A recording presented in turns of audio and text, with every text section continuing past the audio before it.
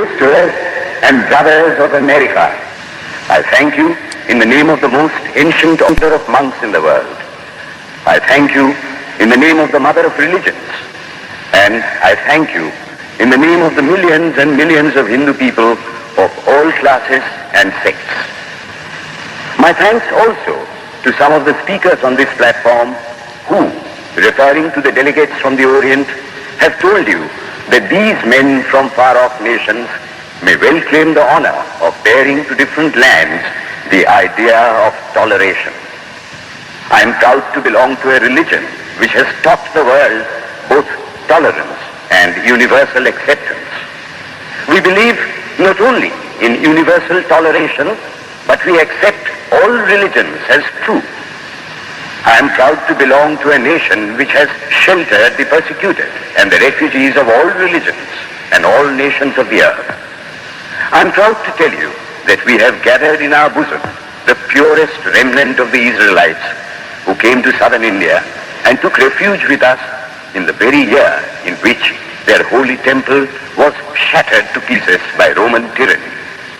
I am proud to belong to the religion which has sheltered and is still fostering the remnant of the grand Zoroastrian nation. From the high spiritual flights of the Vedanta philosophy, of which the latest discoveries of science seem like echoes, to the low ideas of idolatry with its multifarious mythology, the agnosticism of the Buddhists and the atheism of the Jains, each and all have a place in the Hindu's religion. Where then, the question arises, where is the common center to which all these widely diverging radii converge? Where is the common basis upon which all these seemingly hopeless contradictions rest? And this is the question I shall attempt to answer. The Hindus have received their religion through revelation, the Vedas. They hold that the Vedas are without beginning and without end. It may sound ludicrous to this audience how a book can be without beginning or end. But by the Vedas, no books are meant. They mean the accumulated treasury of spiritual laws discovered by different persons in different times. Just as the law of gravitation existed before its discovery and would exist if all humanity forgot it, so is it with the laws that govern the spiritual world. The moral, ethical, and spiritual relations between soul and between individual spirits and the Father of all spirits were there before their discovery and would remain even if we forgot them. The discoverers of these laws are called rishis, and we honor them as perfected beings. I'm glad to tell this audience that some of the very greatest of them were women. Here it may be said that these laws, as laws, may be without end, but they must have had a beginning. The Vedas teach us that creation is without beginning or end. Science is said to have proved that the sum total of cosmic energy is always the same. Then, if there was a time when nothing existed, where was all this manifested energy? Some say it was in a potential form in God. In that case, God is sometimes potential and sometimes kinetic, which would make him mutable. Everything mutable is a compound, and everything compound must undergo that change which is called destruction. So, God would die, which is absurd. Therefore, there never was a time when there was no creation. If I may be allowed to use a simile, creation and creator are two lines without beginning and without end, running parallel to each other. God is the ever-active providence by whose power systems after systems are being evolved out of chaos, made to run for a time and again destroyed. This is what the Brahmin boy repeats every day. The sun and the moon the Lord created like the suns and moons of previous cycles. And this agrees with modern science. Here I stand, and if I shut my eyes and try to conceive my existence, I What is the idea before me? The idea of a body. Am I then nothing but a combination of material substances? The Vedas declare, no. I am a spirit living in a body. I am not the body. The body will die, but I shall not die. Here am I in this body. It will fall, but I shall go on living. I had also a past. The soul was not created, for creation means a combination, which means a certain future dissolution. If then the soul was created, it must die. Some are born happy, enjoy perfect health with beautiful body, mental vigor, and all wants supplied. Others are born miserable. Some are without hands or feet. Others again are idiots and only drag on a wretched existence. Why, if they are all created, why does a just and merciful God create one happy and another unhappy? Why is he so partial? Nor would it matter in the least to hold that those who are miserable in this life will be happy in a future one. Why should a man be miserable even here in the reign of a just and merciful God? In the second place, the idea of a creator God does not explain the anomaly, but simply expresses the cruel fiat of an all-powerful being. There must have been causes then, before his birth, to make a man miserable, and those were his past actions. Are not all the tendencies of the mind and the body accounted for by inherited aptitude? Here are two parallel lines of existence, one of the mind, the other of matter. If matter and its transformations answer for all that we have, there is no necessity for supposing the existence of a soul. But it cannot be proved that thought has been evolved out of matter. And if a philosophical monism is inevitable, spiritual monism is certainly logical and no less desirable than a materialistic monism. But neither of these is necessary here. We cannot deny that bodies acquire certain tendencies from heredity, but those tendencies only mean the physical configuration through which a peculiar mind alone can act in a peculiar way. There are other tendencies peculiar to a soul caused by his past actions, and a soul with a certain tendency would, by the laws of affinity, take birth in a body which is the fittest instrument for the display of that tendency. This is in accord with science, for science wants to explain everything by habit, and habit is got through repetitions.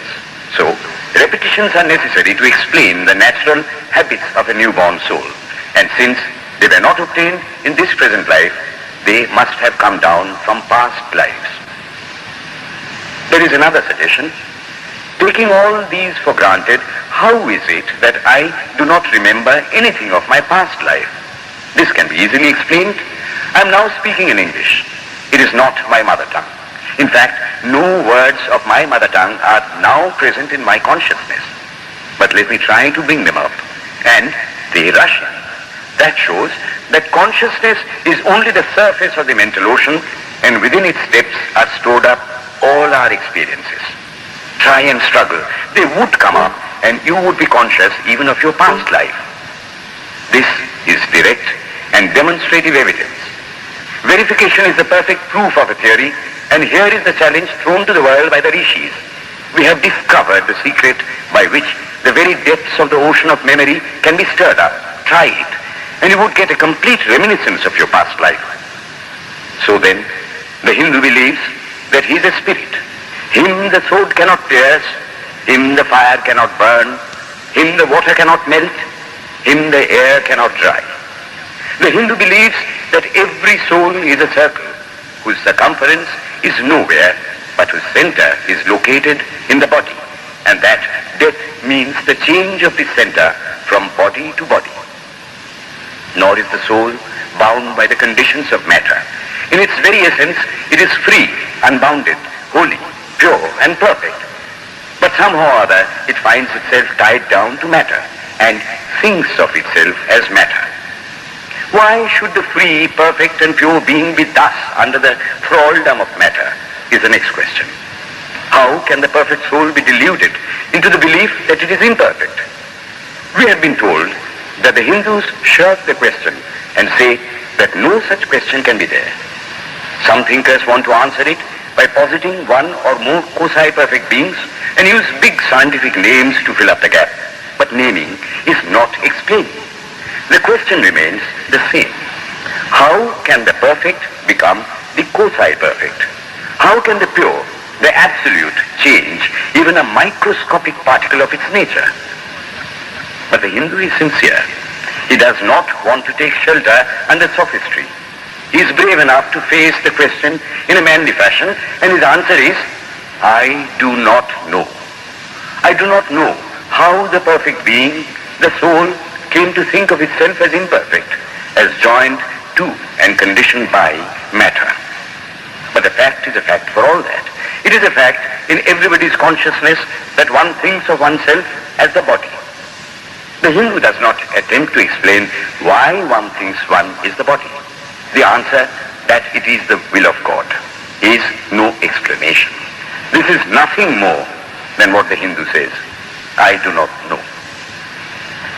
Well then, the human soul is eternal and immortal, perfect and infinite, and death means only a change of center from one body to another. The present is determined by our past actions, and the future by the present. The soul will go on evolving up or reverting back from birth to birth and death to death. But here is another question. Is man a tiny boat in a tempest, raised one moment on the foamy crest of a billow and dashed down into a yawning chasm the next, rolling to and fro at the mercy of good and bad actions, a powerless, helpless wreck in an ever-raging, ever-rushing, uncompromising current of cause and effect, a little moth placed under the wheel of causation, which rolls on, crushing everything in its way, and waits not for the widow's tears or the orphan's cry? The heart sinks at the idea. Yet, this is the law of nature. Is there no hope? Is there no escape? Was the cry that went up from the bottom of the heart of despair. It reached the throne of mercy, and words of hope and consolation came down and inspired a Vedic sage, and he stood up before the world and in trumpet voice proclaimed the glad tidings. Hear ye, children of immortal bliss, even ye that reside in higher spheres. I have found the ancient one who is beyond all darkness, all delusion. Knowing him alone, you shall be saved from death over again. Children of immortal bliss. What a sweet, what a hopeful name. Allow me to call you, brethren, by that sweet name, heirs of immortal bliss. Yea, the Hindu refuses to call you sinners. We are the children of God, the sharers of immortal bliss, holy and perfect beings. Ye divinities on earth, sinners, it is a sin to call a man so. It is standing libel on human nature. Come up, O lions, and shake off the delusion that you are sheep.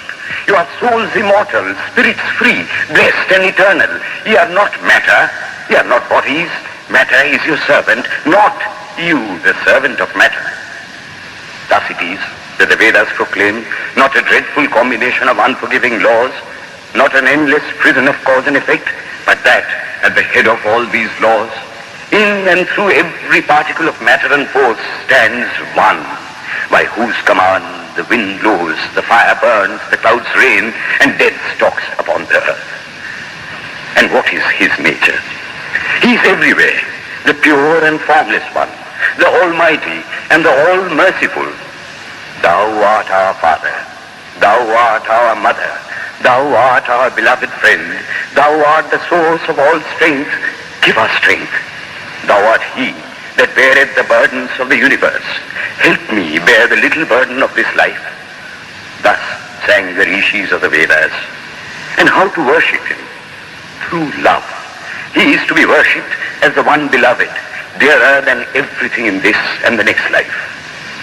This is the doctrine of love declared in the Vedas, and let us see how it is fully developed and taught by Krishna, whom the Hindus believe to have been God incarnate on earth. He taught that a man ought to live in this world like a lotus leaf, which grows in water, but is never moistened by water. So a man ought to live in the world, his heart to God and his hands to work. It is good to love God for hope of reward in this or the next world, but it is better to love God for love's sake. One of the disciples of Krishna, the then Emperor of India, was driven from his kingdom by his enemies and had to take shelter with his queen in a forest in the Himalayas. And there, one day, the queen asked him how it was that he, the most virtuous of men, should suffer so much misery. Yudhishthira answered, "Behold, my queen, the Himalayas. How grand and beautiful they are. I love them. They do not give me anything, but my nature is to love the grand, the beautiful. Therefore, I love them. Similarly, I love the Lord. He is the source of all beauty, of all sublimity. He is the only object to be loved. The Hindu does not want to live upon words and theories. If there are existences beyond the ordinary sensuous existence, he wants to come face to face with them. If there is a soul in him which is not matter, if there is an all-merciful universal soul, he will go to him direct. He must see him, and that alone can destroy all doubts.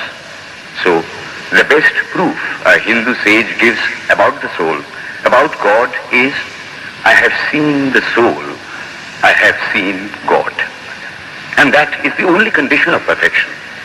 The Hindu religion does not consist in struggles and attempts to believe a certain doctrine or dogma, but in realizing, not in believing, but in being and becoming. Thus, the whole object of their system is by constant struggle to become perfect, to become divine, to reach God and see God. And this reaching God, seeing God, becoming perfect, even as the Father in heaven is perfect, constitutes the religion of the Hindus. And what becomes of a man when he attains perfection? He lives a life of bliss infinite. He enjoys infinite and perfect bliss, having obtained the only thing in which man ought to have pleasure, namely God, and enjoys the bliss with God. So far, all the Hindus are agreed. This is the common religion of all the sects of India. But then, perfection is absolute, and the absolute cannot be two or three. It cannot have any qualities. It cannot be an individual. And so, when a soul becomes perfect and absolute, it must become one with Brahma, and it would only realize the Lord as the perfection, the reality of its own nature and existence, the existence absolute, knowledge absolute, and bliss absolute. We have often and often read this called the losing of individuality and becoming a stock or a stone. He jests at scars that never felt a wound. I tell you, it is nothing of the kind. If it is happiness to enjoy the consciousness of this small body, it must be greater happiness to enjoy the consciousness of two bodies, the measure of happiness increasing with the consciousness of an increasing number of bodies, the aim, the ultimate of happiness being reached when it would become a universal consciousness. Therefore, to gain this infinite universal individuality, this miserable little prison individuality must go. Then alone can death cease when I am one with life. Then alone can misery cease when I am one with happiness itself. Then alone can all error cease when I am one with knowledge itself. And this is the necessary scientific conclusion. Science has proved to me that physical individuality is a delusion, that really my body is one little continuously changing body in an unbroken ocean of matter, and Advaita, or unity, is the necessary conclusion with my other counterpart, soul. Science is nothing but the finding of unity. As soon as science would reach perfect unity, it would stop from further progress, because it would reach the goal. Thus, chemistry could not progress farther when it would discover one element out of which all others could be made. Physics would stop when it would be able to fulfill its services in discovering one energy of which all the others are but manifestations. And the science of religion become perfect when it would discover Him who is the one life in a universe of death. Him who is the constant basis of an ever-changing world, one who is the only soul of which all souls are but delusive manifestations. Thus is it, through multiplicity and duality, that the ultimate unity is reached. Religion can go no farther. This is the goal of all science. All science is bound to come to this conclusion in the long run. Manifestation and not creation is the word of science today. And the Hindu is only glad that what he has been cherishing in his bosom for ages is going to be taught in more forcible language and with further light from the latest conclusions of science. Descend we now from the aspirations of philosophy to the religion of the ignorant.